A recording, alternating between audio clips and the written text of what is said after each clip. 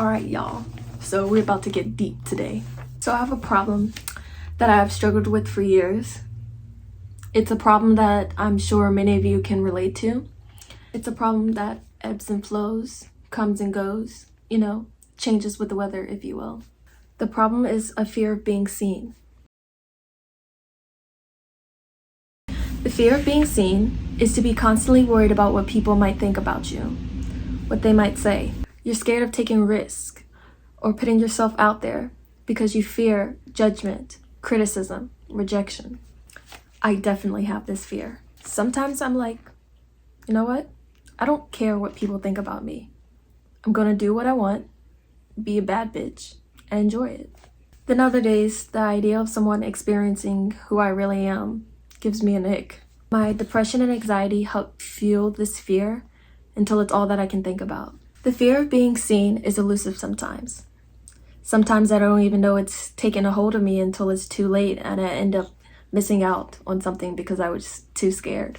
When I first met my current friends in college, I often would reject their invitations for me to hang out with them. I did this because I had a set of friends in high school that never really invited me to things outside of school. And when they did invite me, oftentimes it would be because they didn't want me to feel left out. Another example of me missing out because of this fear would be when a past boyfriend would invite me out to hang out with his friends or family. I would just simply reject it because I was simply too scared to find out what they thought about me. Growing up, I would say I was a pretty exuberant kid. I loved hanging out with my sister and following her and her friends around. I loved to make my friends laugh with all of my boy crazy antics. I used to sing and dance with my nieces and nephews. I used to be able to sing to my heart's content in front of my mom when we were driving around listening to the radio. But as I've aged, that exuberance has faded, and essentially my light has dimmed. I no longer really hang out with my sister or her friends. I usually only sing and dance when I'm alone or in the shower. The fear of being seen, or ophthalmophobia or scopophobia, is essentially forms of social anxiety correlated with the fear of being judged by others in a negative way. It's the fear that if we open up and decide to show our desires, our passions, our fears, our flaws, then we are going to face rejection and criticism. This fear originates from past experiences of judgment. I can remember times of truly just being myself and my friends laughing at me. Early experiences like these shape and make us hyper aware of how we present ourselves to the world. We can break this down even more into what fear itself is.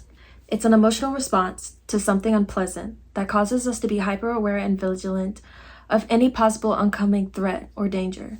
Because of this fear, in order to feel included, not rejected, I feel like I have to have a mask on 24/7. My sister said something to me the other day that really hit me. She said, "Brianna, we just want to be able to see the Bri that your friends see. But if I'm not able to be 100% real with my family and they're noticing it, am I really being real with my friends or even myself?" With this mask, in the past and even now sometimes, I feel the need to people please, choosing being nice, liked, wanted around, over being myself, being truly happy and at peace with myself. I've been doing it so long that it's become a habit and it's hard for me to break out of it. It's hard relaxing into myself, relaxing into Brianna. It's a coping mechanism to keep myself safe and secure. I want to be able to stop caring, just not give a fuck, The people that are closest to me seem to like me for the way that I am, with no gimmicks. So why do I always feel like I'm pretending? Or why do I always feel like when I have a smile on and it's been on for a while, why do I feel like it's fake? The key point is, I don't feel safe expressing my true self to the world. In middle school, high school, and college, I can remember specific moments where people who were just being themselves were judged and made fun of. From the kids who decided to have YouTube channels, to the kids who decided to wear cat ears and a tail to school, to the anime lovers. And yes, I was one of the ones who made fun of those kids just because I could.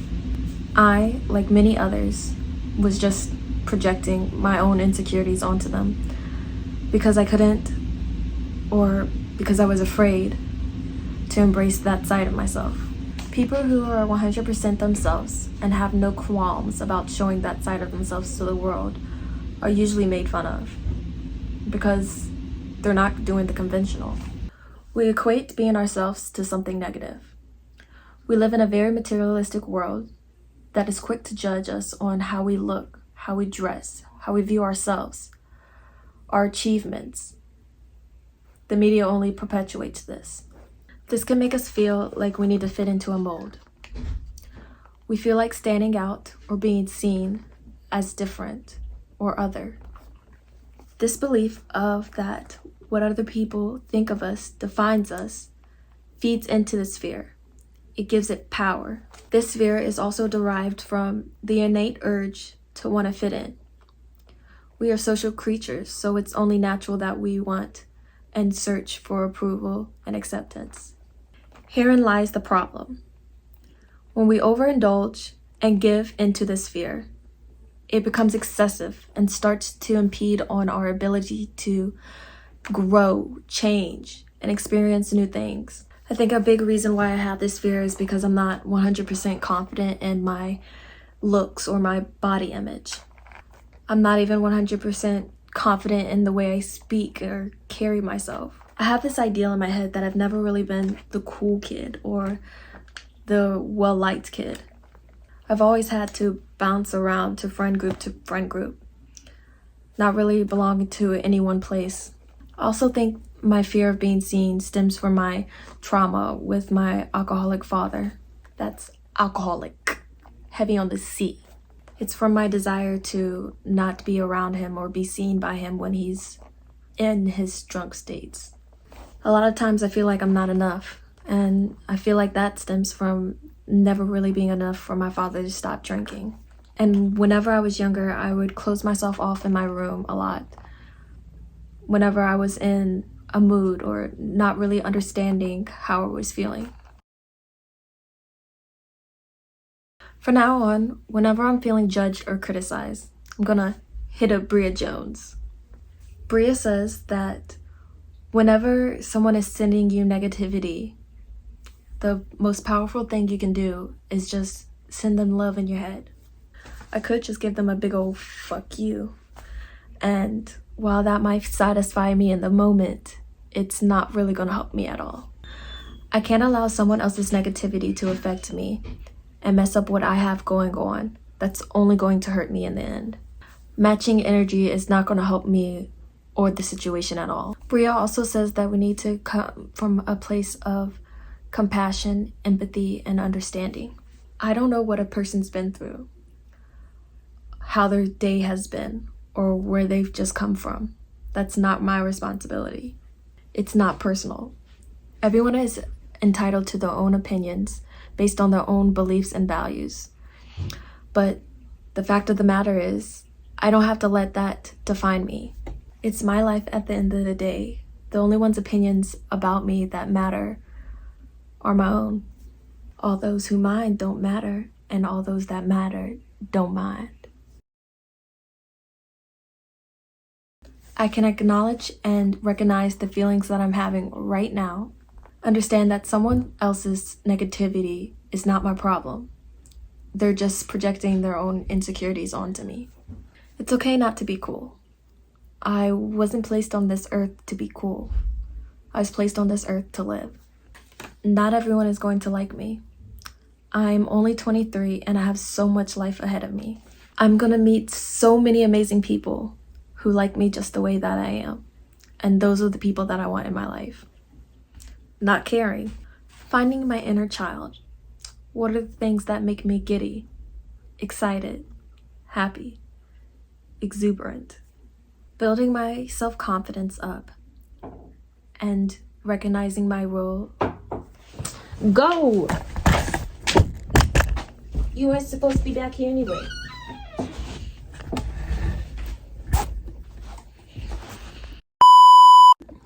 Building my self-confidence and recognizing the role of my negative self-talk. There's a YouTube creator here that goes by the name of Hannah's Corner. She gives the example of strengthening a muscle in your body. It's something that takes time, patience, and consistency. You start with baby steps and eventually you'll see growth, just like with confidence building. We are our harshest critics. We are the hardest on ourselves. But how I speak to myself is going to affect how I move, how I act, my behaviors, and my decisions. I keep telling myself that I'm boring, shy, average, that I don't bring much to the table. I need to start recognizing that I'm the damn table, and that I need to start asking myself what other people bring to my table. I am magic. I am beautiful, smart, confident, and radiant, and fierce. I deserve everything that comes to me and everything that I wish to obtain and achieve. Life will become easy and flow. I will be financially free and secure. I will be happy and not just content. I am everything that I say that I am. Thinking positively will start to influence all of the things happening to me in my life and bring it back to me tenfold. Lastly, being vulnerable. Taking time to really dig deep and understand what's really holding me back. 2024 is the year that I just bust out. I'm going to be bold and take up space. No more being shy because that ain't cute. I'm not shy, I'm scared. But I'm no longer going to dim my light for the benefit of others. If I really think about it, it's selfish of myself to hide all that I have to offer the world. God put me on this earth for a reason. I deserve to be experienced, seen. God created us in His image, so who am I to hide that from the world? If I continue to hide, I will block my blessings, and I will become and stay stagnant. I am enough. I'm going to continue talking these things out, pray for the person I want to become. Try meditations, breath work, yoga, and exercise different forms of self-care. My presence is a present.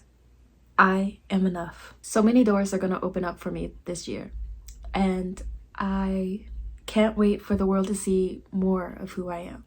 If this video resonated with you or inspired you, please comment down your thoughts below. Please don't forget to like, comment, and subscribe, and I will see you in the next one. Bye.